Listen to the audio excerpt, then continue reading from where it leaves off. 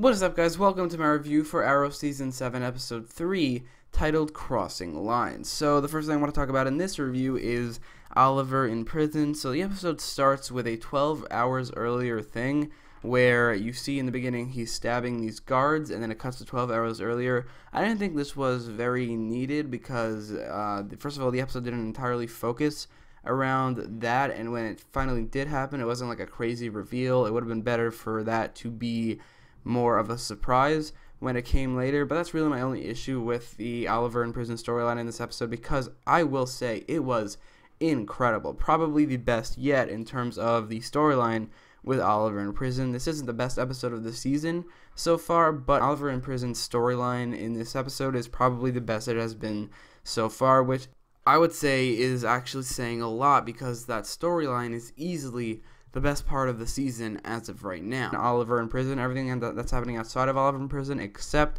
for the flash forwards, as well as this new Green Arrow that we haven't seen since episode 1.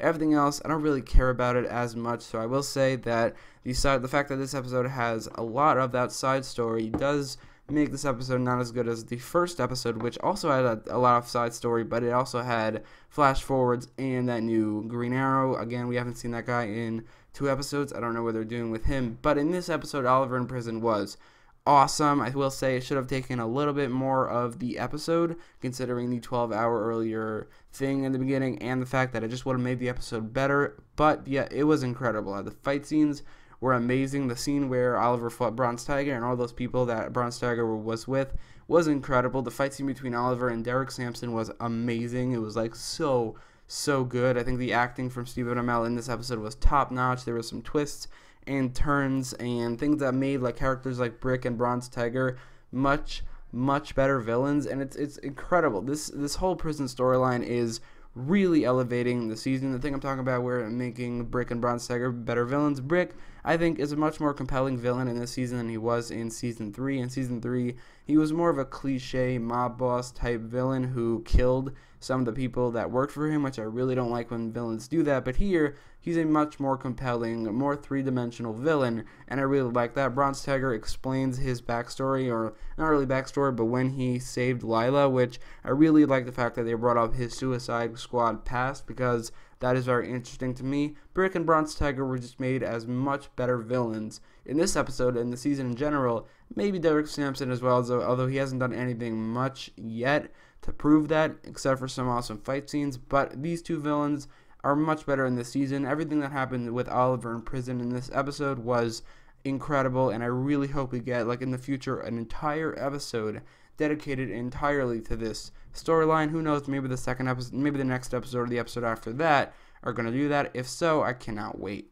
The problem with how awesome the Oliver in prison storyline is whenever it cuts away from that storyline, I do kind of lose a little bit of interest in the show. It's similar to how in the first couple episodes of Supergirl Season 2, when Superman showed up, whenever he wasn't on screen, whenever it cut away from him, I lost interest in what was going on. Here, it's something very similar, where Oliver in prison is awesome, but then it cuts to something like the storyline with Felicity, or maybe even the storyline with Diggle, and I kind of lose interest just a little bit. I will say these two storylines are definitely not bad, but they are so much worse than Oliver in prison that it's so jarring to watch the shift between the two, and I lose interest sometimes when it shifts between the two. That being said, the storyline, first of all, with Felicity, Renee, Dinah, and Samantha Watson fighting Ricardo Diaz and the Longbow Hunters wasn't bad per se. I will say Felicity is given way too much screen time in these first 3 episodes, or the first 3 episodes. She's given way too much screen time, and it's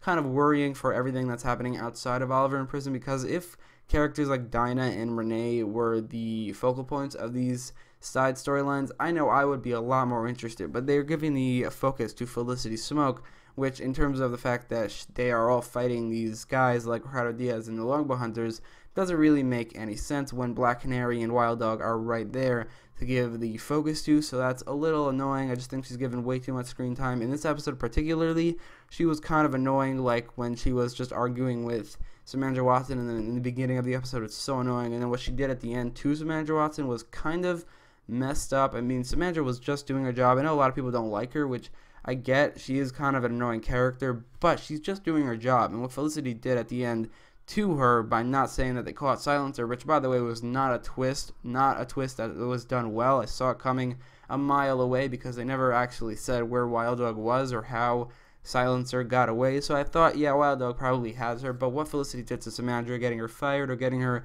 relocated to DC or whatever she's doing right now, was kind of messed up on her part. And I think on top of that, the fight scenes in this storyline, where it just feels like they put a lot less effort into these fight scenes compared to the incredible fight scenes with Oliver in prison, which makes sense because Oliver in prison's fight scenes should be just a little bit better because, I mean, he's Oliver Queen and he's fighting people in prison. It should be a little bit more brutal.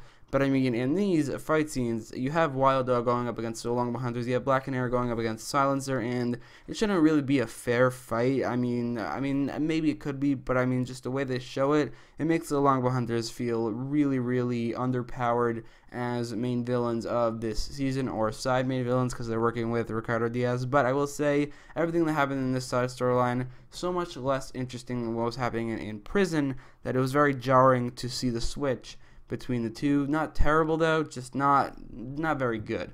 There was some good that came out of this storyline. In particular, Diaz in this storyline, while he wasn't very good, it was revealed that he was taking a drug, or he is now going to start taking a drug that gives him super strength. Now this is very similar to Deathstroke.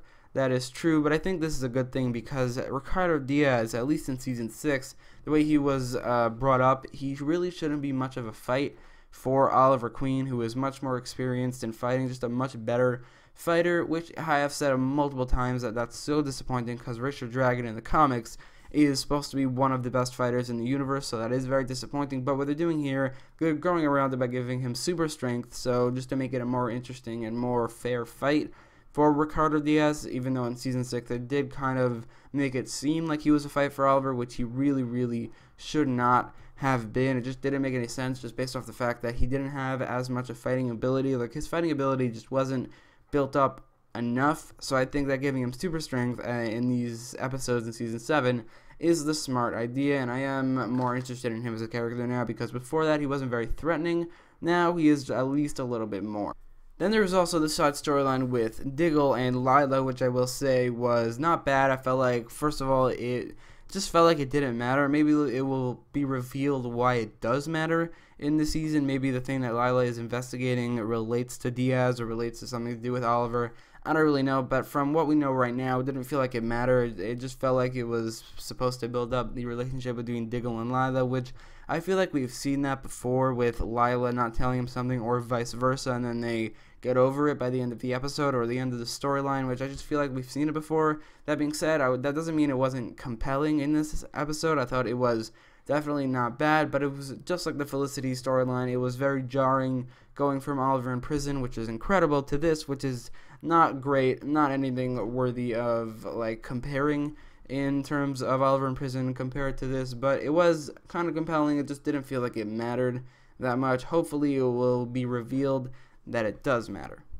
After watching this episode, something I realized is that this season has way too many characters in the season, way too many characters to show each of them in every episode. Now, you don't have to show every single character in every episode, but this episode, which did feel kind of bloated with the amount of characters it used, didn't even use Laurel, Leroy, William in the future, or the new Green Arrow, which for the flash forwards and the new Green Arrow, I'm very disappointed that we haven't seen them in this episode. We didn't see them in this episode at all, but with the fact that this episode feels bloated, even without those characters, I feel like this season is just a little bit bloated with the amount of characters it has. My solution to that would be to completely get rid of Felicity and Diggle, which I don't think they're ever going to do. I think they should have done that in the beginning of Season 6 for Diggle and like the middle of Season 4 for Felicity. I think the show would be a lot better off if they did that, but like as of right now, the show is way too bloated with the amount of characters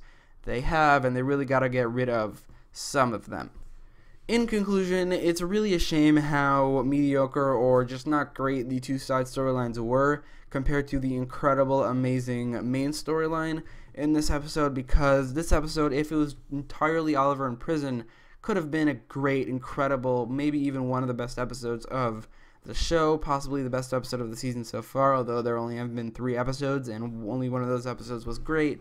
But I feel like if this episode was entirely Oliver in prison, it would have been amazing. It's just such a shame with the two storylines bringing it down just a little bit. So I will give this episode a 9 out of 10. It would be so much higher if the two storylines were better, or if the main storyline was the entirety of the episode. It would have been an easy 10 out of 10. So anyway, let me know what you thought about the episode in the comments down below, as well as in the poll in the top right corner of the video. And if you like this video, don't forget to leave a like, share, and subscribe. And thanks for watching.